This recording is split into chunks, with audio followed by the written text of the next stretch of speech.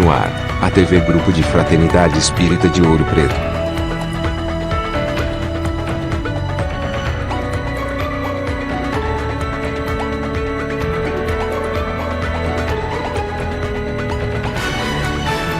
O Fraternidade divulgando o Espiritismo. Não sabe qual é a próxima palestra? Acesse a programação no site do Fraternidade.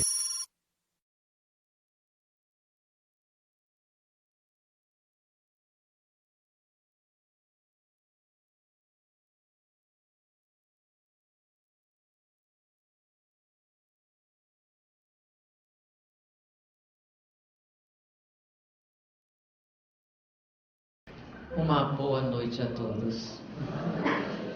É um prazer e uma alegria estar com vocês aqui na noite de hoje. E eu tenho que explicar algumas coisinhas. Uma é que eu não sou uma oradora, nem uma palestrante, eu sou professora. E quando eu comecei a minha carreira de falar ao público, eu não comecei no espiritismo, comecei na parapsicologia. Então, minha plateia era de ateus. Eram pessoas que a gente queria convencer de introduzir a parapsicologia no meio acadêmico. Então, eram pessoas que eram contra. Então, a gente tinha que estar muito bem preparado. E a gente não podia citar uma literatura que eles não pudessem aceitar. Se você não acredita em espírito, eu posso citar o Livro dos Espíritos? Se você não acredita na vida após a morte, eu posso citar André Luiz? Não. Então, eu só poderia usar material que houvesse sido impresso, publicado em meios científicos, e não seria super interessante. Então, somente material acadêmico, porque a gente tinha essa proposta. Então, dizer, a gente não acredita de si, mas não vale a pena pesquisar? E seja para você provar que não existe. Então, vale a pena, então era o nosso objetivo. Então, a gente partia do pressuposto que ninguém acreditava em nada, e a gente precisava convencer. E como a gente se habituou com isso, a gente passou a usar essa forma de apresentar. E algumas pessoas comentaram, mas você não fala de espiritismo, você fala de outras coisas. Olha só, o que seria falar de espiritismo? Falar de Allan Kardec? Algumas pessoas dizem, sim, vai dizer o quê? O nome dele? Onde ele nasceu, qual é o nome do pai, da mãe? Teoricamente, vocês têm uma reunião no centro para isso, não tem? Por que eu vou roubar o trabalho dos outros? Não é bom a gente dividir as tarefas. Esse é um papel da casa espírita. Então, você vem nas reuniões doutrinárias que vocês frequentam, vocês vão ter essas informações básicas. Senão, vocês podem usar o Google e perguntar. É obrigatório todos falarem do mesmo assunto? Porque o interessante é você vir alguém do Rio de Janeiro e falar uma coisa diferente. Ou vocês vêm só para comparar com quem já fala aqui. Né? Criar uma competição, uma coisa assim, né? Então, a ideia é você trazer coisas novas para debater. Então, a gente traz uma opção nova e a gente conversa. Então, não está escrito em nenhum lugar que fala de espiritismo, mas sempre fala do mesmo assunto. Né? Isso é na Igreja Católica, no protestante, que só pode falar disso. Então, o espiritismo ele é aberto às ideias, até porque o espiritismo é dinâmico. Tá? A proposta dele é que ele cresça. Então, tem novas coisas acontecendo. Então, nós criamos o hábito de pegarmos determinadas experiências que estão sendo realizadas e fundamentar a tese espírita, como a gente fazia com relação à parapsicologia, percepção sensorial, etc. Então, a gente pegou esse hábito de fazer dessa forma. E, como eu não vejo poucas pessoas fazendo isso, não vejo por que a gente não continuar. Então, a pessoa falou que eu não falava de espiritismo. Nossa, eu achei que eu falava o tempo todo de espiritismo. Meus pais são espíritas. E a gente fazia o culto no lar. Né? E um dos livrinhos que eu usava no culto do lar era o Pai Nosso, psicografia de Chico Xavier, né? Acho que é da Meimei, se não me engano. Então, explicava o que era o Pai Nosso.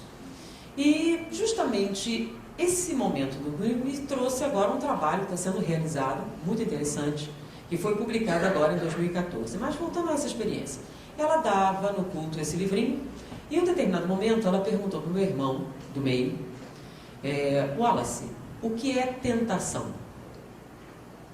Bom, primeiro, vocês sabem o que é o Pai Nosso, né? O que é o Pai Nosso mesmo? Bom, esse mau hábito eu nunca perdi, né? Como professora e dando aula à noite, se você não fala, o povo dorme. Então, às vezes está todo mundo acordado, e vai aquela pergunta. Então, o que é o Pai Nosso? É uma prece. Ok. Quem ensinou? Jesus. É importante? Muito importante? Não senti muita firmeza. Muito importante? Sim. Muito importante. Então, vocês acreditam que é uma coisa séria e importante? Sim. Por que foi que ele ensinou essa prece? Com que objetivo?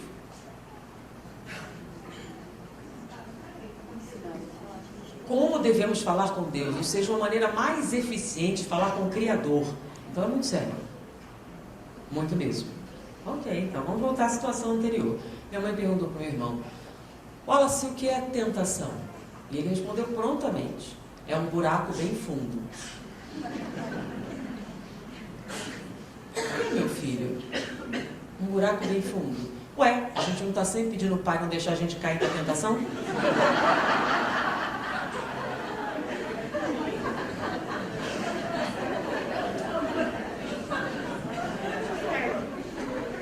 Filosoficamente é até profundo. A gente nunca parou para pensar qual o significado disso numa criança, parou? Será que seu filho sabe o que é uma tentação? Você ensinou o Pai Nosso para ele? E ele sabe o que é tentação? Ou é um buraco bem fundo?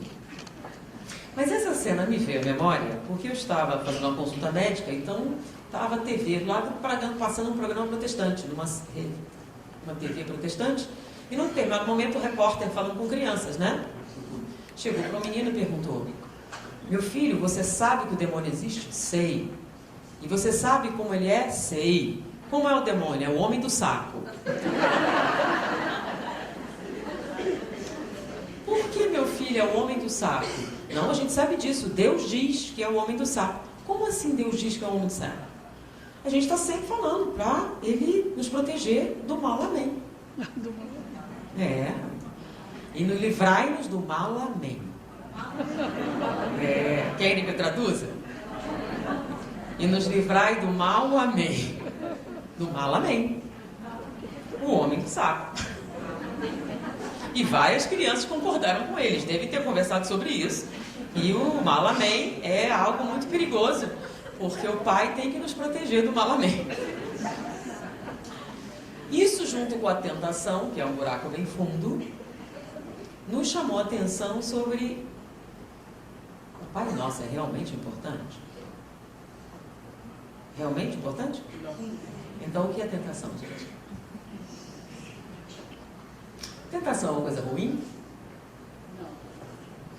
Bom, se fosse ruim, você não...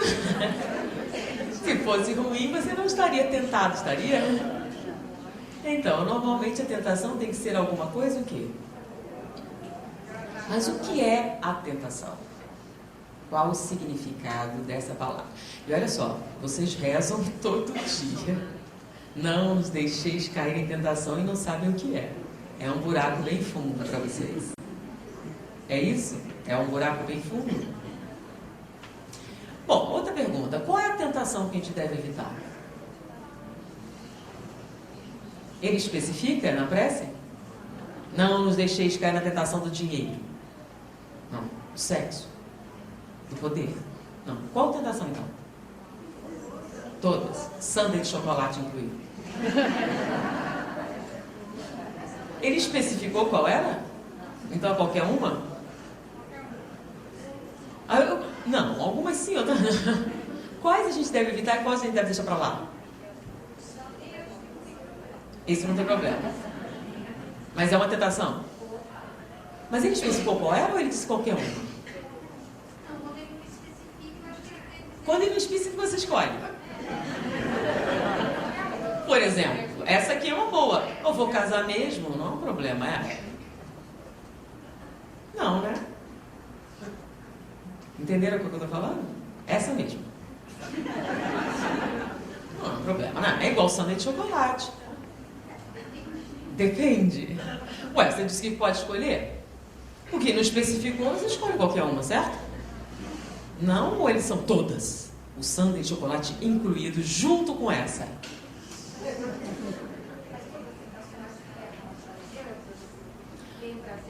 Se você sabe o que é tentação, está resolvendo o problema. Mas se você não sabe, o que é que você deve evitar então? Não nos deixeis cair em tentação. O que é uma tentação? De novo, como eu falei à tarde, existe um livro muito bom que todos devem possuir, que esclarece muita coisa. Chama-se O Dicionário. O Dicionário é um livro excelente. Inclusive tem lá tentação. Você perguntar para ele o que é tentação. Tem até digital agora. Você pergunta o que é tentação. E lá está escrito o que é tentação. Tentação, então, está no dicionário, não fui eu que disse. De acordo com Jesus Cristo. O que é tentação? Tentação é um movimento que você faz em direção a algo que você deseja profundamente. Então pode ser qualquer coisa. É claro que a intensidade desse desejo varia de pessoa para pessoa. Então sua tentação é pessoal. A mesma não vale para você e para o outro. Para alguns é tentação, para outros não. Então é a sua tentação, qualquer uma, que é o problema. Então qualquer tipo de movimento intenso que você tem em direção ao desejo, e traduzindo em linguagem mais moderna, gratificação instantânea. Tentação é a vontade da gratificação instantânea. Estou com fome agora. Eu quero sexo neste minuto. Eu quero comer agora. Então, qualquer coisa que você queira agora, com grande intensidade, é uma tentação. Que você pode ou não, né, deixar rolar. Porém, ele não especificou qual. Então ele disse que se você tem uma, não caia. Por que será? E é qualquer uma. Ele explicou. Ele só falou para não fazer, né? E vocês disseram que era importante. Ou não parou para pensar nisso? Não, na verdade eu pulo essa parte. Já que eu não compreendo muito bem, eu faço questão de nem saber. Justamente para não cair na tentação de pensar sobre isso. Ou não seria? Então, devemos ou não devemos cair em tentação? Nenhuma? Se eu tiver com fome, não vou comer? Olha só, se eu tiver com... Por exemplo, vou casar mesmo. Que diferença faz? Não. Um tempo a mais, um tempo a menos. Sim, mas se não fosse não seria tentação, seria? Se é uma coisa que pode esperar muito tempo, não está nem com vontade mesmo, né? Então, tentação é algo que você quer muito agora. Aí, de novo, dependendo da tentação. Ele falou que dependia da tentação? Não. É porque, olha só, a prece, quem foi que ensinou mesmo? E ele perdeu tempo. Eufemismo. Metáfora. Não. Se Jesus é quem Emmanuel diz que é, vocês acham que ele ia desperdiçar o tempo dele? Então ele foi ensinar uma prece para vocês falarem com o Criador.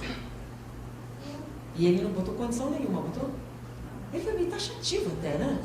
Talvez ele tenha exagerado um pouco, mas não? Talvez a gente saiba melhor. Ele não foi muito claro, ele não pensou no homem moderno, nessas coisas novas, pensou? Se ele pensasse, tinha feito diferente, não seria não? Não? Então ele quis dizer exatamente aquilo. Ele quis dizer exatamente aquilo. Não caia na tentação. E para melhorar, peça ajuda ao seu pai para não deixar isso acontecer, porque é sério. Então deve ser ruim, né? Cair na tentação. Mas peraí, qual é o problema com a gratificação instantânea? Na verdade, eles hoje em dia falam da importância da gratificação instantânea, né? Já pensou, se a criança pede um negócio e você não dá, ela fica traumatizada. Seu filho chega, papai, eu quero um iPhone. Todo mundo tem um iPhone.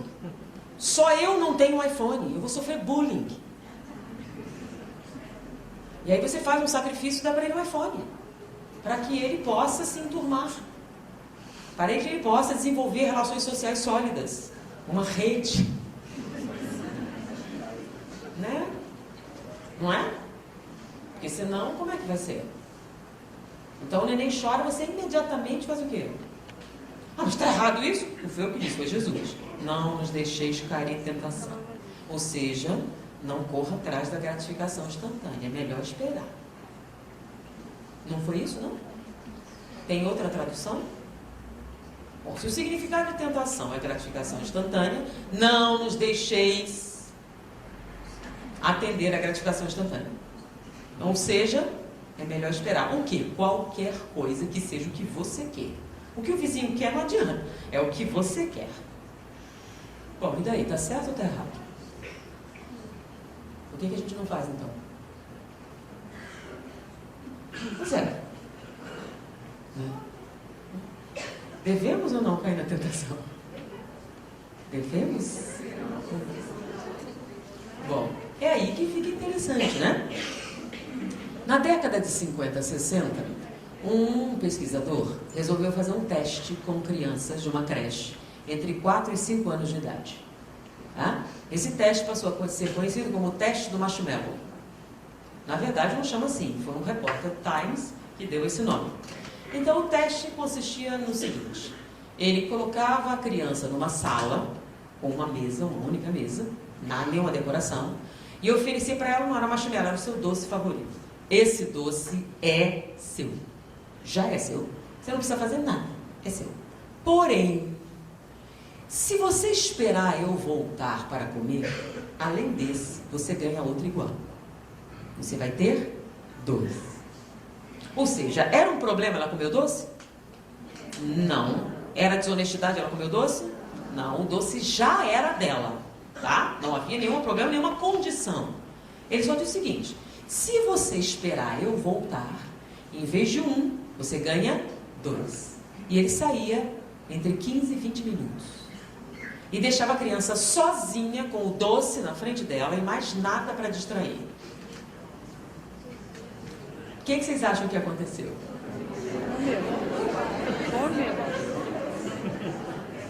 Uma noite de criança, assim que ele fechou a maçaneta, comeu o doce. A maioria comeu, mas alguns não fizeram isso. Teve uma menina que ficou cheirando.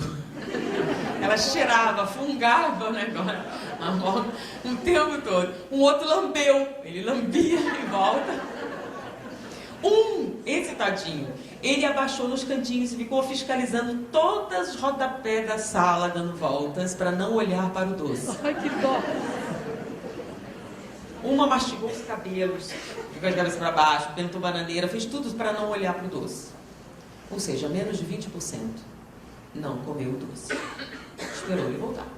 80% deles caiu em tentação. Né? As 20% resistiram. Mas o que acontece é que depois do teste, que foi bastante criticado, esse pesquisador acompanhou as crianças por 50 anos. Durante 50 anos, ele acompanhou o desenvolvimento dessas crianças, comparando o desenvolvimento daquelas que resistiram com aquelas que não resistiram. Ao final de 50 anos, ele fez um relatório, dizendo que havia diferenças fundamentais no comportamento dos dois grupos.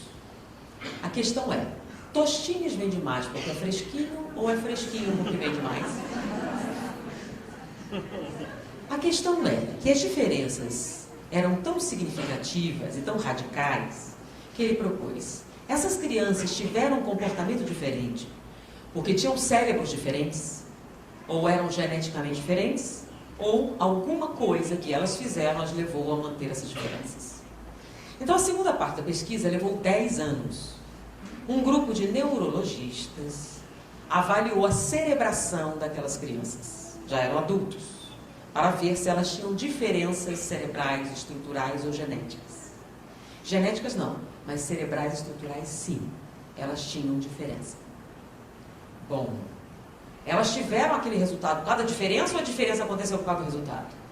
E aí vinha a terceira parte da pesquisa, que ele já não podia fazer, que ele já estava idoso, mas a sua filha assumiu. E durante 4 anos, ela pegou crianças e treinou em adiar a gratificação instantânea, para ver se eles iriam desenvolver a mesma anomalia presente nas crianças originais. E ao final de 64 anos de pesquisa, eles publicaram um livro, O Teste do Marshmallow, o Poder do Autocontrole. Os resultados foram tão intensos, a metodologia foi tão transparente, que provocou uma certa comoção, e o Congresso americano reuniu um grupo de pessoas e preparou uma cartilha para educadores, neurociência para educadores, para que os educadores pudessem tomar conhecimento dessas novas descobertas, porque a forma de encarar o processo educacional ficava diferente de acordo com isso. O livro saiu em 2014, tá? E a cartilha em 2015. E por incrível que pareça, nós já traduziram para o português, né? Então já tem neurociência para educadores disponível, para as pessoas entenderem um pouquinho sobre o que é que essas propostas estão fazendo diferente. Bom, mas o que foi que ele descobriu? Algo estarrecedor. Ele descobriu que as crianças que resistiram à tentação eram 32% mais inteligentes, eram mais criativas, mais adaptáveis socialmente. Bom, é óbvio, tinham casamentos mais duradouros, né? Mas está meio óbvio, né? Resistir à tentação faz parte. Eles eram mais capazes de manter a calma sob pressão. Diante disso, numa crise, eles eram muito mais resistentes a perder o controle das suas emoções do que em outras circunstâncias. Ou seja, eles eram muito melhores do que quem não resistiu à tentação. Mas a pergunta é, por quê? Lembram? Tostinhos vem demais porque é fresquinho ou fresquinho que vem demais? Eles eram diferentes e por isso tiveram esses resultados? Ou eles tiveram esse resultado em virtude da comportamento diferente? Bom, estudando a celebração deles, eles notaram a diferença. Uma diferença significativa. Então, aqueles que resistiram à tentação tinham alterações nos seus neurotransmissores. Em algumas áreas havia um desenvolvimento bem maior, tá? E alguns neurotransmissores estavam mais presentes do que outros. Era por isso que eles resistiram à tentação? Nasceram assim? Eram especiais? Bom, sua filha desenvolveu um experimento que era pegar as crianças e treiná-las em adiar a gratificação. Equivale a dizer o seguinte: então o bebê chora.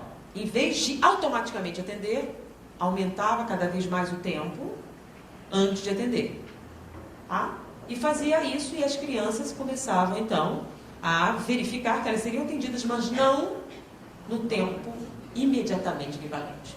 Então ela foi cada vez mais adiando a gratificação instantânea, criando dificuldades, tá? Não, olha só, não é você tirar da frente, aí deixou de ser tentação, tá? É, apesar do desejo, aprender a esperar pacientemente, tranquilamente, para saciar os seus desejos. O nome disso é adiar a gratificação instantânea. E o resultado foi estarrecedor. Elas começaram a desenvolver a mesma alteração química que fazia com que sua capacidade intelectual aumentasse. Sua eficiência no aprendizado e criatividade aumentasse. Por quê? Porque o treinamento em adiar a gratificação aumentava a eficácia da dopamina. A dopamina é o neurotransmissor responsável pelo autocontrole. É o que controla os nossos impulsos e que nos permite ser racional em meio aos problemas. Quem não tem a mesma função da dopamina é aquela que se descontrola sob pressão. É aquela que não é capaz de controlar suas emoções. Pessoas treinadas em adiar a gratificação são capazes de fazer isso. É a tal famosa inteligência emocional. A inteligência emocional está ligada diretamente ao adiamento da gratificação instantânea. Mas como isso acontece? É simples. Toda vez que a gente tem um desejo, qualquer que seja ele, nós produzimos o que chamamos de catecolaminas. Então, por exemplo, fome. A fome é uma sensação agradável? É ruim. Mas como é que funciona a fome? Então vamos imaginar que você tem uma baixa energética. Então você está com pouca energia. E isso equivale a dizer que você está hipoglicêmico. Então você tem uma baixa de açúcar no sangue. E nós no cérebro temos um sensor que mede isso. Então, se ele nota que você está em estado de hipoglicemia, ou seja, que a energia disponível não é aquela que você necessária, ele dispara um aviso. Esse aviso vai para o centro da fome e lá você libera substâncias tensionantes, que nós chamamos catecolaminas. Aí você sente aquela sensação horrível da fome, né? Uma sensação desagradável, fome. Pensa numa fome intensa. É uma coisa gostosa? Não. Aí isso tem por objetivo obrigar você a agir para aumentar essa glicemia. Então a fome existe para obrigar você a agir. E aí você age. Você vai na geladeira, abre a porta, pega uma maçã e morde. O que acontece quando você morde a maçã? É uma sensação celestial. Imagina, muita fome e você morde a maçã. Qual a sensação? É ótima. A sensação é ótima? É. Só que tem um problema, a maçã nem chegou no estômago. Se a maçã nem chegou no estômago, sua necessidade de comida desapareceu? Não, mas alguma coisa aconteceu, não foi? O que aconteceu na hora que você mordeu a maçã? A fome que você estava sentindo, esperando naquele momento, deixou de existir. E naquele momento você está mordendo a sua maçã, ou comendo sua lasanha, seja lá o que for, na hora que você está mastigando, a sensação é celestial, não é? Extremamente prazerosa. Por quê? Porque no momento em que você sacia esse desejo, você libera os chamados antagonistas da catecolamina. E você neutraliza o seu efeito. Por isso você quer tanto quando? Agora. Porque esperar é horrível. Catecolamina é uma coisa desagradabilíssima. E quanto maior o tempo de espera, mais desagradável é. Então a criança não está fingindo. Ela está com fome agora, por isso ela berra. Só que ela vai mesmo morrer se você não der? Ela vai sobreviver? Vai. Porque você não vai negar a comida, você vai dar, só vai esperar um pouquinho. Mas e o sofrimento que você está impondo a ela? É real? É. E então, é tortura? Não. Na verdade, você está desenvolvendo tolerância à catecolamina. Quanto mais tempo você é capaz de esperar, maior a sua tolerância à catecolamina. Você fica resistente ao mal-estar provocado por ela. Bom, o que acontece quando você se torna resistente à catecolamina? Você libera a ação da dopamina e ela fica no controle. E se ela está no controle, o que acontece? Ela permite você raciocinar. Mas peraí, o tal da inteligência, é isso. O que é ser inteligente? Todos nós somos inteligentes, mas como é que você vai testar isso? Os resultados de um raciocínio rápido, eficiente, veloz. Então, aparentemente, a inteligência delas aumenta. Por que aumenta? Com a dopamina dominante, você tem o quê? Total autocontrole. E com total autocontrole, em vez de chorar, gritar, espernear no shopping, chamar a atenção de todo mundo, você raciocina e pensa. E quando você raciocina e pensa, normalmente obtém resultados positivos, não? Então, no trabalho, né, no casamento, na relação, ou, por exemplo, no Afeganistão. Porque olha o problema. Eles estavam analisando soldados que participaram dessas guerras recentes, né? Então eles estavam estarrecidos com o número de soldados com estresse pós-traumático. Mas coitados, eles foram para a guerra. Eles foram para a guerra, cheio de equipamento, treinamento muito bom, e todos voltaram malucos. Aí o general responsável por isso disse assim, sim, mas eu estive nas trincheiras, na Segunda Guerra, e um monte de amigos meus, nenhum de nós teve estresse pós-traumático. Na verdade, o que está acontecendo é que só está criando um homem frouxo hoje.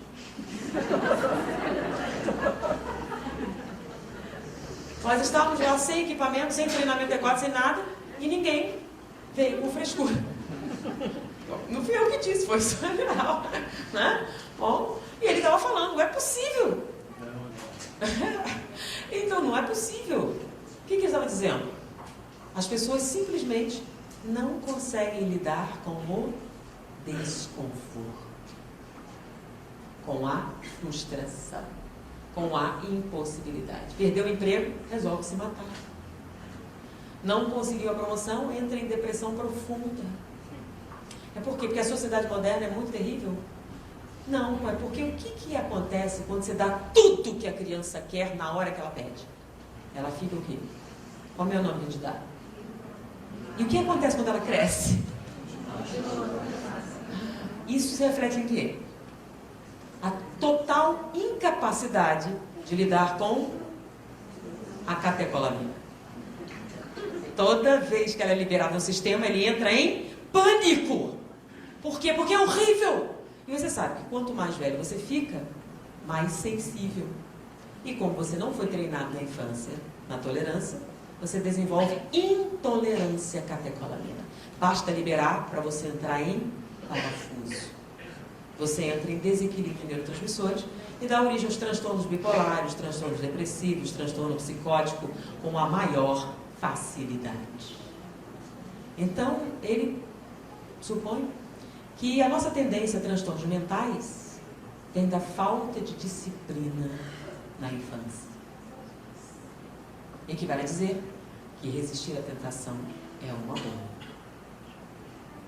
Porque se torna um ser humano mais eficiente, mais capaz, mais apto a lidar com seus problemas, mais apto a se integrar em sociedade, um melhor líder, uma melhor pessoa.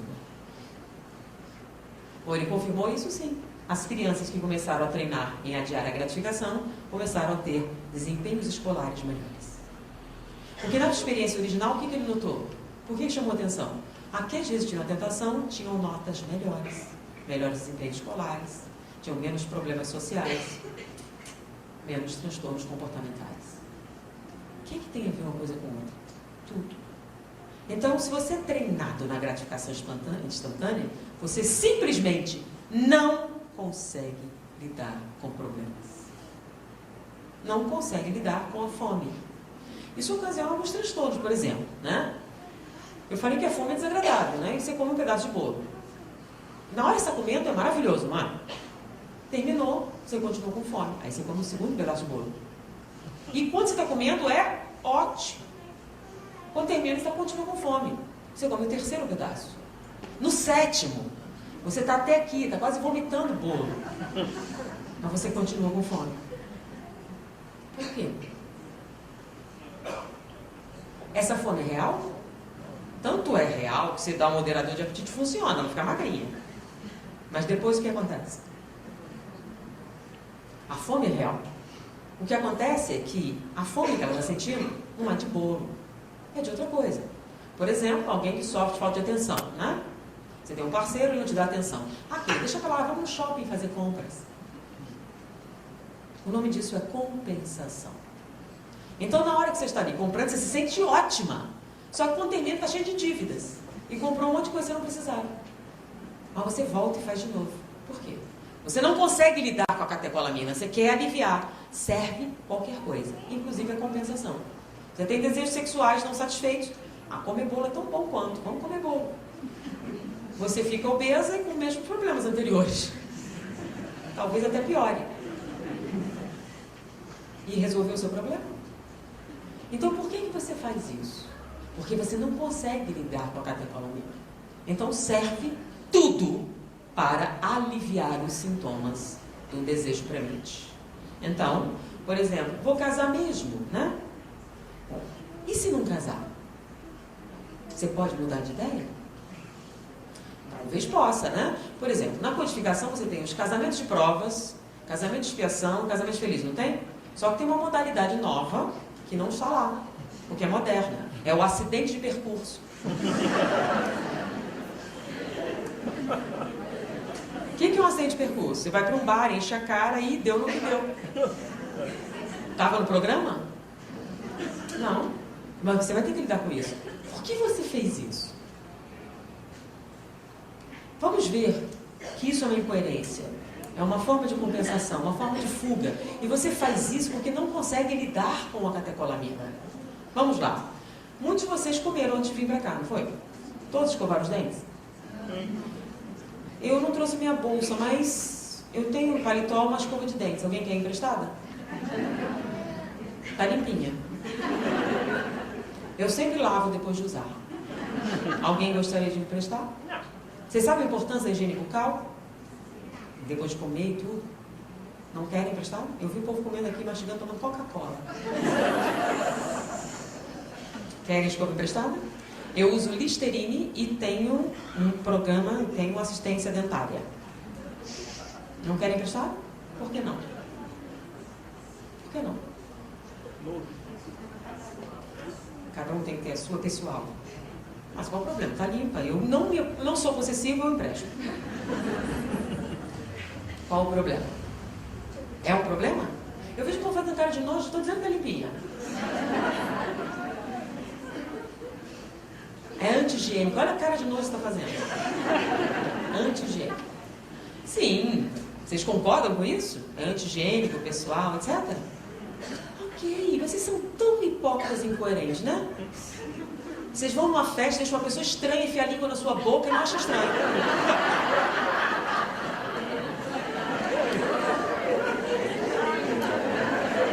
Não é verdade? Às vezes mais de um. Beijei 5, deixou 5 pessoas enfiarem a língua na sua boca e não acham anti-higiênico. Ele lavou antes de enfiar na sua boca? Você sabe se ele tem plano dentário? Sabe da sua higiene bucal? Você nem conheceu ali. E na hora que você deixou, você não pensou em herpes, pensou? Pensou em sífilis, em AIDS, gonorreia e um monte de coisas que vocês pensaram, vamos falar da escova de dente. Você sabe, né? A escova é mais limpinha. E você? Não, é porque agora a moda é ficar. Porque antes você namorava. Eu sugiro que você namore antes de deixar um estranho enfiar a língua na sua boca. Eu sugiro até que você peça um exame. Né? Porque, eu não sei se vocês sabem, a AIDS tem coquetel, mas não tem cura. E ela está presente na saliva. Tá? Por mais eufemisticamente que alguém queira dizer que não. Mas tudo bem, a AIDS é mais remota, mas hepatite com certeza. Ah, e você sabe que cáries é transmissível, né? É uma tá bom. Então vocês sabem, né? E uma série de outras. Mas você não pensou nisso, né? Você só pensou no seu desejo. E na gravidade. O que tem de mais? Isso é coisa de careta. Não, isso é coisa de quem consegue raciocinar em meio à pressão, não é? Então pensa duas vezes. Eu não sei, é melhor prevenir do que remediar, não é? Vai que tem alguma coisa. Vai que tem uma doença. Vai que não é o que eu estava pensando. É quando vai ver, já casou. Por quê? Porque vocês vão para um ambiente escuro, enfumaçado e barulhento. Para conversar? Nem dá, né? Fala assim, é eufemismo. Não vai. Então, já que vocês não podem conversar, vocês beijam na boca. Para compensar o silêncio, né? E afinal, vai fazer o que com a mão? Fumar, tá demodê, então você faz o quê? Beija e faz o que der, né? Com uma pessoa que você não conhece bem. E não acha isso estranho. Não acha incoerente. Não acha nem anti-higiênico. Na verdade, você acha que você é moderno. Saudável, esperto. Não, não é. A pesquisa mostrou que você não é. Na verdade, seu intelecto caiu muito no momento em que a catecolamina dominou seus sentidos. Você, no meio do desejo, fica cego, surdo, mudo e tetraplégico. Aí, quando vê, é como ele chama? Casou na pistola, esqueci o nome. Não tem o nome que dava quando você ia casar com a escopeta na polícia, né? É uma cidadezinha do interior de Pernambuco, disse pra mim, e nos últimos 10 anos não houve um casamento espontâneo. Todos foram assim. Engravidou, tem que casar. Não é assim, não? Espontaneamente. Por quê? Porque você não resiste à tentação. Se resistisse, você não teria esse problema, teria? Você poderia pensar antes de agir. Você poderia ponderar antes de tomar uma decisão. Você poderia pensar um pouco se vale mesmo a pena você se comprometer. Não estamos falando nada de moralismo e bons costumes. Estamos falando de puro raciocínio, puro coeficiente intelectual, pura estatística, se vocês quiserem, né? Que é coisa mais materialista do que estatística, né? Números. Então, qual o resultado da experiência? Resistir à tentação é uma das melhores coisas que você poderia ensinar às suas crianças. Farão com que elas se tornem seres humanos melhores, mais eficientes, mais inteligentes, mais criativos, melhor equipados para lidar com os problemas futuros, né? A gente está tendo escassez de um monte de coisa. Problema não falta na vida, falta. Você está preparando eles para lidar com isso? Ou está preparando eles para se jogarem no chão, espernearem e gritarem como fazem hoje? Dá para arrumar depois de velho?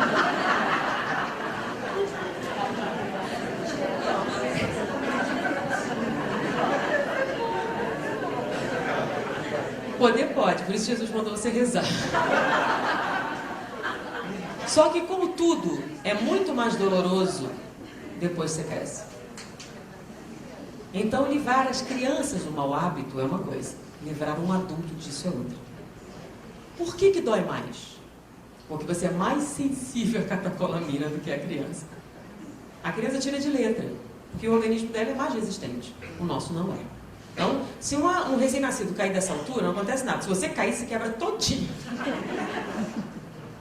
Por quê? Quanto maior a densidade, piores os resultados. No caso dos neurotransmissores é a mesma coisa. Então, se você não está acostumado a lidar com a frustração, se você não foi treinado em adiar a gratificação, quando você deseja, o sofrimento é muito. É que ela fala, eu preciso. Ela fala assim, parece drogas. Como pode ser isso? Onde está a lógica dessa fala, gente? Não tem. Você está tentando esconder o sol da peneira. Então você fala, não, mas você está falando isso porque é retrógrada, porque é católica, porque é isso, porque é aquilo. A gente falou da Bíblia?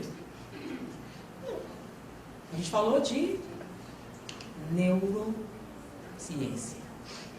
Então não nos deixeis que a alimentação é uma das melhores coisas que pode acontecer, segundo as mais modernas tendências da neurofisiologia moderna. Na verdade, uma das coisas mais úteis que você pode deixar para os seus filhos. Inclusive, explica algumas situações interessantes. Por que na Segunda Guerra Mundial eles tinham mais? Você lembra que antigamente, nos colégios católicos, chegavam num determinado período, eu prometo me abster de açúcar em nome de Jesus. Aqueles votos, lembra? Não faziam um voto assim? Não vou fazer isso porque fazer uma promessa, fazer um negócio desse. Fazia ou não fazia? Sim, mas hoje em dia é coisa de velho, né? Então, antigamente se fazia. Isso, mas era uma besteira. Sim. Com relação ao que a pessoa pensava obter, mas ela obtinha algo em troca? Sim. Resistência catecolamina.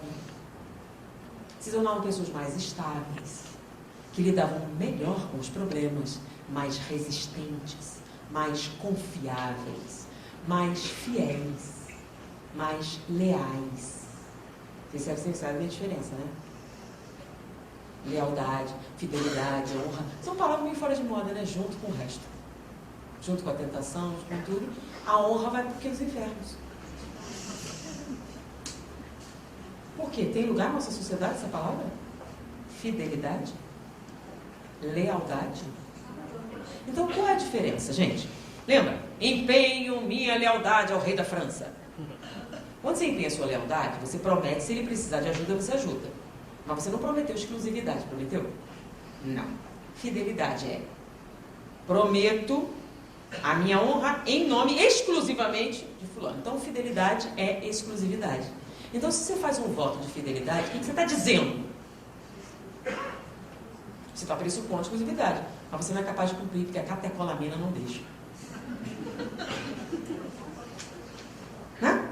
Porque quando o desejo vem, ela tem que entender, né? É mais forte do que eu.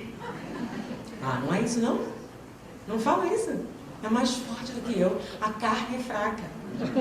Não, você que não resiste à catecolamina. Né? Você que não tem resistência. Você que perde a sua inteligência no momento em que ela está ativa. Então, como é que funciona na realidade? Não é que a carne é fraca ou coisa parecida. Você simplesmente não é capaz de raciocinar.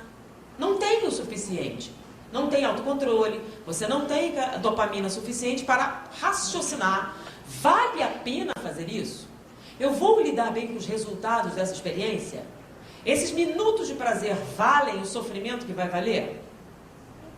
Se você pudesse raciocinar, você veria matemática simples, né? Você faria custo-benefício. Mas como você não pode raciocinar, você perdeu sua inteligência junto com a catecolamina, você não pode fazer essa conta. Então, o que acontece com a sua vida? Vai pro buraco e você pergunta, por que Deus fez isso comigo? Nossa, coitado, já notaram? Que problema? Hã? Então você vai assistir a Copa no Rio de Janeiro, tá lá, aí estaciona o carro, quando você volta o carro não tá lá. Onde estava Deus que não tomou conta do meu carro? Poxa, ele estava ocupado mantendo a gravidade, mantendo os planetas em movimento, mantendo o universo em expansão, todas as leis da física, e além de tudo isso, você quer que ele seja flanelinha também. Porque você quer. Porque você é o centro do universo. O que é uma pessoa mimada? O que é uma pessoa mimada? Que quer agora. Os outros não importam. Então, quando a gente santifica ou sanciona a gratificação instantânea, nós estamos fazendo o quê? Glorificando o egoísmo. Primeiro eu, depois os meus, aos outros nada. E com isso é claro que você vai pagar um preço. E um deles é a perda de eficiência mental.